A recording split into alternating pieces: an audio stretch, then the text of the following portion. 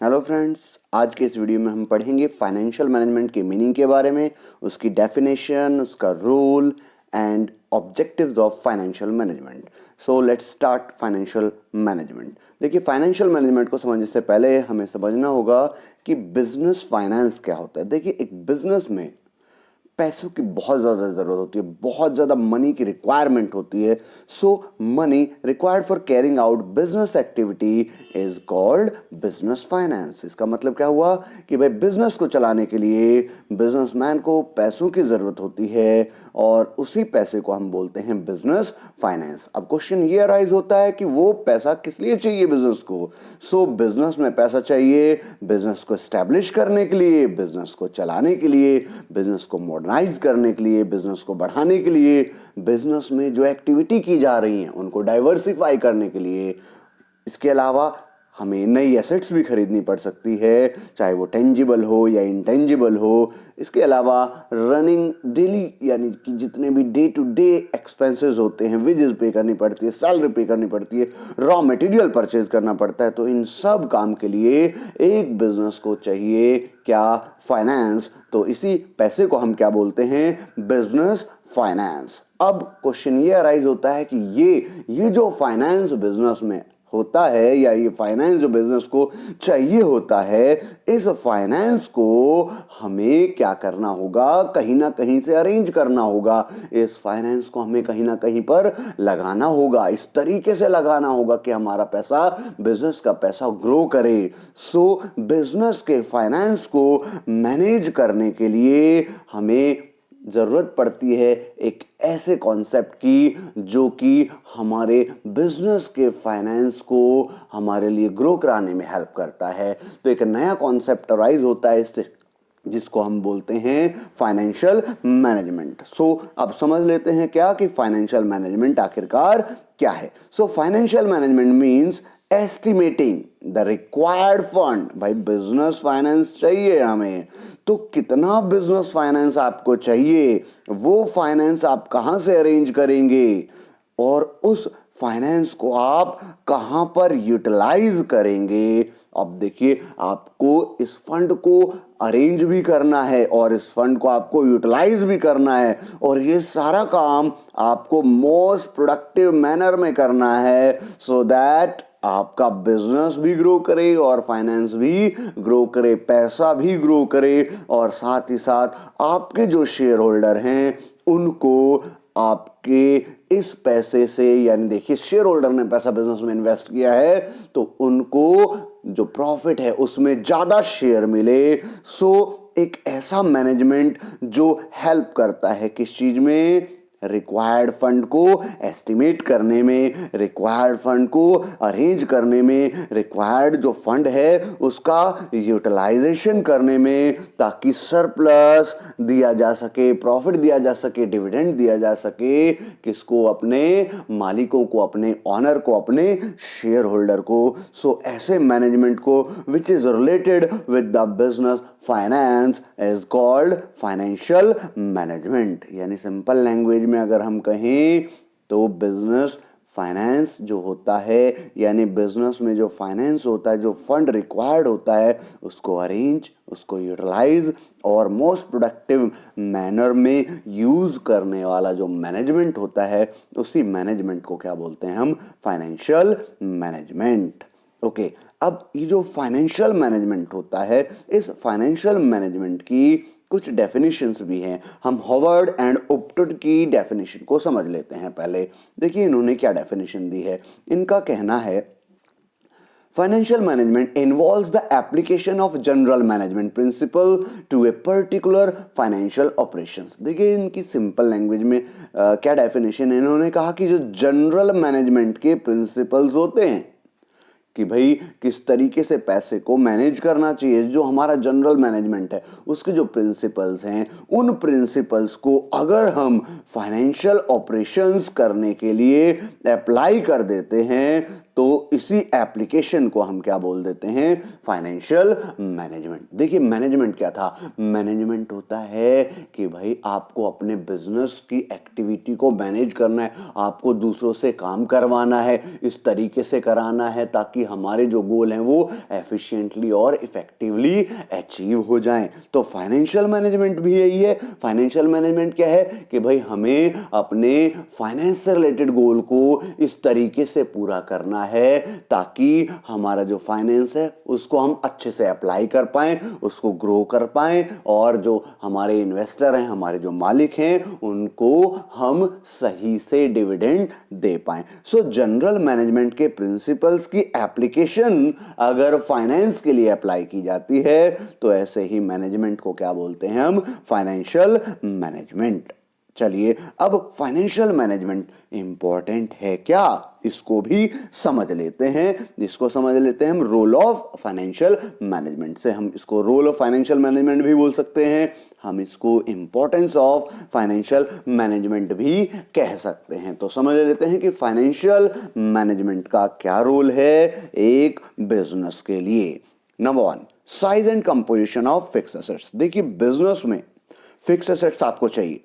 अब fix assets में जो भी पैसा आप लगाओगे वो क्या है, आपका इन्वेस्टमेंट है। So you have to take a decision regarding your investment. आपको ये डिसाइड करना पड़ेगा कि आपको कौन सी एसेट चाहिए, आपको किस साइज की एसेट चाहिए, कितनी बड़ी या कितनी छोटी आपको फिक्स एसेट्स चाहिए। अब इसमें इंपॉर्टेंट रोल है किसका, आपके फाइनेंशियल मैनेजमेंट का। फाइनेंशियल मैनेजमेंट ही ये डिसाइड करता है या फाइनेंशियल मैनेजर ही ये डिसाइड करता है कि फिक्स एसेट्स का साइज एंड कंपोजिशन क्या होगा। नेक्स्ट देख लेते हैं, नेक्स्ट है हमारा amount and composition of current assets. देखिए एक बिजनेस में करंट एसेट्स भी इंपॉर्टेंट है। भाई इन्वेंट्री कितनी होनी चाहिए बिजनेस में, स्टॉक कितना रहना चाहिए, बिल रिसीवेबल कितने रहने चाहिए, इसके अलावा क्रेडिट पॉलिसी रखनी है या नहीं रखनी है, उधार आपको मिलेगा, उधार आप अलाउ करोगे अपने कस्टमर को या नहीं करोगे, ये सारे डिसीजन फाइनेंस से रिलेटेड हैं। तो ये सारे डिसीजन भी लेने पड़ते हैं किसमें, हमें हमारे फाइनेंशियल मैनेजमेंट में। यानी एक फाइनेंशियल मैनेजर को ये डिसीजन लेना पड़ता है कि वो करंट एसेट्स का अमाउंट कितना रखेगा, उसका कंपोजिशन कितना रखेगा, एसेट्स कितने रखेगा, डेटर कितने रखेगा, कितना उधार देगा। अगर वो ये डिसाइड नहीं करेगा तो फिर उसका बिजनेस चल ही नहीं पाएगा। Next is the amount of long term and short term fund. एक बिजनेस में हमें पैसा जब अरेंज करना होता है तो पैसा अरेंज करने के लिए हमारे पास दोनों तरीके के सोर्स होते हैं, लॉन्ग टर्म भी और शॉर्ट टर्म भी। अब अगर कंपनी ये सोचती है कि भाई उसको लिक्विडेशन अपने पास ज्यादा रखना है, पैसा ज्यादा रखना है, तो वो लोन ले सकती है। लॉन्ग टर्म तक उसको अपने पास पैसा रखना है, वो जल्दी से पैसा पे करना नहीं चाहती, तो उसको ये डिसीजन लेना पड़ेगा कि भाई उसे लॉन्ग टर्म सोर्सेज की ओर जाना है। अगर कंपनी की रिक्वायरमेंट शॉर्ट टर्म की है तो उसे ये डिसीजन लेना पड़ेगा कि भाई उसे शॉर्ट टर्म सोर्सेज की ओर जाना है। तो ये सारे डिसीजन कहां पर लिए जाते हैं, फाइनेंशियल मैनेजमेंट के अंदर लिए जाते हैं। एक फाइनेंशियल मैनेजर को ये डिसीजन भी लेने पड़ते हैं कि भाई उसे लॉन्ग टर्म फंड से पैसा अरेंज करना है या फिर शॉर्ट टर्म फंड से पैसा अरेंज करना है। Next is breakup of long term and short term funds. अब देखिए जब कंपनी ये डिसाइड कर लेती है या फाइनेंशियल मैनेजर ये डिसाइड कर लेता है या फाइनेंशियल मैनेजमेंट में हम ये डिसाइड कर लेते हैं कि भाई हमें जो अपने रिसोर्सेज हैं वो लॉन्ग टर्म फंड के थ्रू अरेंज करने हैं, यानी जो हमें फाइनेंस अरेंज करना है वो लॉन्ग टर्म के थ्रू करना है या फिर शॉर्ट टर्म फंड के थ्रू करना है, तो उसको ये डिसाइड करना पड़ेगा कि भाई लॉन्ग टर्म से कितना पैसा अरेंज किया जाना चाहिए, शॉर्ट टर्म से कितना पैसा अरेंज किया जाना चाहिए। फॉर एग्जांपल अगर हम लॉन्ग टर्म की बात कर रहे हैं तो इक्विटी शेयर या फिर डिबेंचर से कितना कितना पैसा अरेंज किया जाना चाहिए, यानी हमारा कैपिटल स्ट्रक्चर क्या होना चाहिए। अगर हम शॉर्ट टर्म की बात कर रहे हैं तो शॉर्ट टर्म के थ्रू हमें कितना पैसा अरेंज करना चाहिए, फॉर एग्जाम्पल अगर कंपनी ये चाह रही है कि भाई हम 75% लॉन्ग टर्म के सोर्सेज से पैसा अरेंज करेंगे, 25% हम बिजनेस को चलाने के लिए शॉर्ट टर्म फंड से पैसा अरेंज करेंगे, तो ये जो ब्रेकअप है, ये ब्रेकअप डिसाइड करना भी फाइनेंशियल मैनेजर का काम है। फाइनेंशियल मैनेजमेंट में ही ये काम डिसाइड होता है।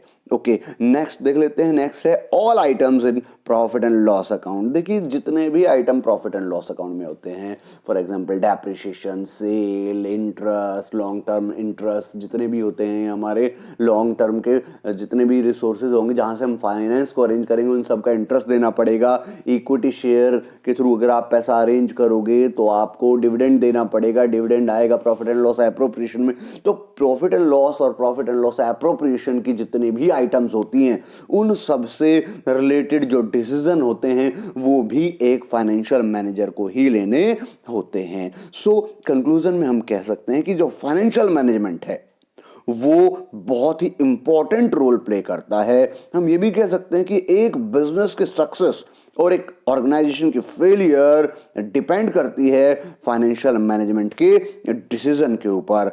एफिशिएंट फाइनेंशियल मैनेजमेंट अगर होगा तो इससे क्या होगा, बिजनेस हमारा सक्सेस होगा, और अगर ये डिसीजन सही नहीं लिया जाएगा तो बिजनेस फेलियर भी हो सकता है। सो बिजनेस की ओवरऑल हेल्थ को इंप्रूव करने के लिए एक ऑर्गेनाइजेशन को जरूरत होती है मैनेजमेंट की।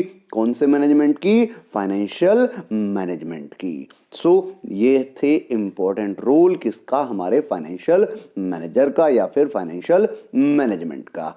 चलिए अब समझ लेते हैं कि ये जो हमारा फाइनेंशियल मैनेजमेंट है, हम इसको करते क्यों हैं, क्या ऑब्जेक्टिव होता है एक ऑर्गेनाइजेशन का फाइनेंशियल मैनेजमेंट से रिलेटेड। देखिए फाइनेंशियल मैनेजमेंट का अगर हम सिंपल लैंग्वेज में इसको समझें, अगर हम इसको डिटेल में समझें, तो फाइनेंशियल मैनेजमेंट का एक ही ऑब्जेक्टिव होता है, और वो ऑब्जेक्टिव होता है जो उसके शेयर होल्डर होते हैं, उनके जो फंड होते हैं या उनका जो पैसा होता है या उनका जो वेल्थ होता है, उस वेल्थ को मैक्सिमाइज करना ही काम है किसका? हमारे फाइनेंशियल मैनेजमेंट का। सो फाइनेंशियल मैनेजमेंट का अगर हम देखें तो मेन एंड फॉरमोस्ट ऑब्जेक्टिव जो है वो क्या है? मैक्सिमाइज करना वेल्थ। किसका वेल्थ? इक्विटी शेयर होल्डर का। देखिए फाइनेंशियल मैनेजर एक कंपनी में डिसीजन लेता है, किससे रिलेटेड डिसीजन लेता है? अपने शेयर होल्डर से रिलेटेड, उनके पैसे से रिलेटेड। सो जितने भी डिसीजन वो लेता है वो ये सोच के लेता है कि भाई जो हमारे शेयर होल्डर हैं उनके लिए ये डिसीजन गेनफुल हो, पेनफुल नहीं, गेनफुल हो। यानी इससे क्या होना चाहिए, जो हमारे शेयर होल्डर हैं मार्केट में उनके शेयर की वैल्यू इससे बढ़ जानी चाहिए। सो फाइनेंशियल डिसीजन जिससे शेयर की वैल्यू बढ़ेगी उसी को एफिशिएंट डिसीजन माना जाएगा। ऑन द अदर हैंड अगर फाइनेंशियल डिसीजन लेने से इक्विटी शेयर की वैल्यू घट जाती है मार्केट में, तो उस डिसीजन को पुअर डिसीजन माना जाता है। सो मेन ऑब्जेक्टिव क्या हुआ? इक्विटी शेयर होल्डर के वेल्थ को मैक्सिमाइज करना। अब अगर हम इसी पॉइंट ऑफ व्यू पर चलते हैं कि भाई फाइनेंशियल मैनेजमेंट का एक ही मेन एंड फॉरमोस्ट ऑब्जेक्टिव होता है, वो क्या होता है? वो होता है maximisation of wealth of equity share holder. अगर आप इसी ऑब्जेक्टिव को फुलफिल करने की बात करते हो तो आपके बहुत सारे और भी ऑब्जेक्टिव जो हैं वो फुलफिल हो जाते हैं। यानी मेन ऑब्जेक्टिव तो उसका यही है, लेकिन इस ऑब्जेक्टिव को पूरा करते करते हमें और भी बहुत सारे ऑब्जेक्टिव फाइनेंशियल मैनेजमेंट के देखने को मिलते हैं। देखिए ऑब्जेक्टिव इंक्रीज करना है क्या? वैल्यू किसकी? इक्विटी शेयर होल्डर की। तो इसका मतलब ये थोड़ा ही हो गया कि कंपनी जो है वो मैनिपुलेट करेगी इक्विटी शेयर होल्डर के प्राइस को या इक्विटी शेयर के प्राइस को इंक्रीज करने के लिए मैनिपुलेशन नहीं करना है कंपनी को। जो प्राइस है वो बढ़ना चाहिए। कैसे बढ़ना चाहिए? कंपनी की ग्रोथ से, फर्म की ग्रोथ से वो बढ़ना चाहिए। कब? जब कंपनी में प्रॉफिट बढ़ रहा हो। इक्विटी शेयर का प्राइस बढ़ना चाहिए। कब बढ़ना चाहिए? जब कंपनी से रिलेटेड जितने भी पार्टीज हैं वो सारी की सारी क्या हो जाएं, सेटिस्फाई हो जाएं। अगर हम वेल्थ मैक्सिमाइज के ऑब्जेक्टिव को पूरा करने के लिए काम करते हैं तो हमारे कुछ और ऑब्जेक्टिव भी अचीव हो जाते हैं। सो हम ये कह सकते हैं कि मेन ऑब्जेक्टिव तो इक्विटी शेयर होल्डर के प्राइस को इंक्रीज करना है, मैक्सिमाइज करना है वेल्थ किसका, इक्विटी शेयर होल्डर का। बट इसके साथ साथ कुछ और ऑब्जेक्टिव भी फाइनेंशियल मैनेजमेंट के हैं जो कि इस ऑब्जेक्टिव को पूरा करते करते ही कंपनी अचीव कर सकती है। अब वो कौन कौन से ऑब्जेक्टिव हैं समझ लेते हैं। वो है नंबर 1, प्रॉफिट मैक्सिमाइजेशन। देखिए इक्विटी शेयर होल्डर का वेल्थ कैसे कैसे इंक्रीज होगा। भाई सिंपल बात है, कंपनी अगर अपना ऑब्जेक्टिव रखती है कि भाई कंपनी को प्रॉफिट मैक्सिमाइज करना है, प्रॉफिट को बढ़ाना है। अब प्रॉफिट बढ़ाएंगे तो इससे फायदा शेयर होल्डर को होगा क्योंकि उनको डिविडेंड भी ज्यादा मिलेगा। इससे शेयर मार्केट में शेयर की वैल्यू भी इंक्रीज हो जाएगी। सो हमारा ऑब्जेक्टिव हो गया प्रॉफिट मैक्सिमाइज करना, so that we can give maximum amount to our equity share holder. Okay, next is maintenance of liquidity. भाई हमें अपने पास लिक्विडिटी को भी अच्छे से मैनेज करना है। लिक्विडिटी को अच्छे से मैनेज करोगे तभी आप अपने जो एम्प्लॉय काम कर रहे हैं उनको सही टाइम पर सैलरी पे कर पाओगे, अपने क्रेडिटर को टाइमली पेमेंट कर पाओगे, अपने वर्कर को वेजेस टाइमली पे कर पाओगे। इससे आपका प्रोडक्शन टाइमली होगा, सेल टाइमली आपकी इंक्रीज होगी, और सेल इंक्रीज होगी तो आपका प्रॉफिट फिर से क्या हो जाएगा, बढ़ जाएगा, और इक्विटी शेयर होल्डर का जो शेयर है उसका मार्केट प्राइस बढ़ जाएगा और उनकी वेल्थ मैक्सिमाइज होगी। नेक्स्ट ऑब्जेक्टिव हो सकता है प्रॉपर यूटिलाइजेशन ऑफ फंड। देखिए प्रॉपर यूटिलाइजेशन, हमने स्टार्टिंग में ही बोला फाइनेंशियल मैनेजमेंट का मेन काम ही ये होता है कि फंड जहां से हमने जनरेट किया है वो एफिशिएंट होना चाहिए। यानी फंड ऐसी जगह से हम लोगों को जनरेट करना है, ऐसे रिसोर्सेज से फंड लेके आना है जहां पर हमारा खर्चा जो है वो कम हो। फॉर एग्जाम्पल अगर हम लोन ले रहे हैं तो लोन ऐसी जगह से लेना है जहां से हमें इंटरेस्ट कम देना पड़े। इसका मतलब अगर हम फंड को जनरेट कर रहे हैं तो वो एफिशिएंट यूज होना चाहिए, एफिशिएंट रिसोर्स होना चाहिए। दूसरी बात, अगर आप फंड का यूटिलाइजेशन कर रहे हैं, इन्वेस्टमेंट कर रहे हैं, किसी फिक्स एसेट्स में पैसा लगा रहे हैं या मार्केट में कहीं पैसा लगा रहे हैं, तो उस फंड का यूटिलाइजेशन अगर प्रॉपर तरीके से होगा तो तभी कंपनी को प्रॉफिट ज्यादा होगा और शेयर होल्डर को पैसा ज्यादा मिलेगा in the form of dividend. So proper utilisation of fund भी कंपनी का ऑब्जेक्टिव होना चाहिए फाइनेंशियल मैनेजमेंट के पॉइंट ऑफ व्यू से। Next is meeting financial commitment with creditor. देखिए शेयर होल्डर का वेल्थ मैक्सिमाइज होने के लिए या मैक्सिमाइज करने के लिए आपको अपने फाइनेंशियल कमिटमेंट भी टाइमली पूरे करने पड़ेंगे। अब हम ऐसा तो नहीं कह सकते कि भाई हम शेयर होल्डर के प्राइस को बढ़ा देंगे लेकिन हमारे क्रेडिटर हमारे पर प्रेशर बना रहे हैं पैसा दो पैसा दो। इससे तो कंपनी की गुडविल मार्केट में डिक्रीज होगी और शेयर की वैल्यू मार्केट में गिर जाएगी। सो अगर आप अपने शेयर होल्डर के वेल्थ को मैक्सिमाइज करना चाहते हो तो आपको अपने फाइनेंशियल कमिटमेंट भी टाइमली पूरे करने होंगे। सो एक कंपनी का मेन ऑब्जेक्टिव, एक फाइनेंशियल मैनेजर का या फिर हम कह सकते हैं फाइनेंशियल मैनेजमेंट का मेन ऑब्जेक्टिव तो होता है इक्विटी शेयर होल्डर के वेल्थ को मैक्सिमाइज करना। बट उस वेल्थ को मैक्सिमाइज करने के लिए कंपनी को कुछ और ऑब्जेक्टिव भी अचीव करने होते हैं। वो ऑब्जेक्टिव है कि उसको अपने प्रॉफिट को मैक्सिमाइज करना है, उसको अपनी कंपनी में लिक्विडिटी को मेंटेन करना है, उसको अपने फाइनेंशियल कमिटमेंट टाइमली पे करने हैं, और जो भी फंड उसने अरेंज किया है वो और जो फंड उसने इन्वेस्ट किया है उसको प्रॉपर तरीके से उसको क्या करना है, यूटिलाइज करना। अगर इन चारों ऑब्जेक्टिव को कंपनी अचीव कर लेती है तो उसके जो शेयर होल्डर हैं उनकी वेल्थ अपने आप ही क्या हो जाएगी, मैक्सिमाइज हो जाएगी। सो ये थे क्या कंपनी के फाइनेंशियल मैनेजमेंट के ऑब्जेक्टिव। सो आज के इस वीडियो में इतना ही। Thank you.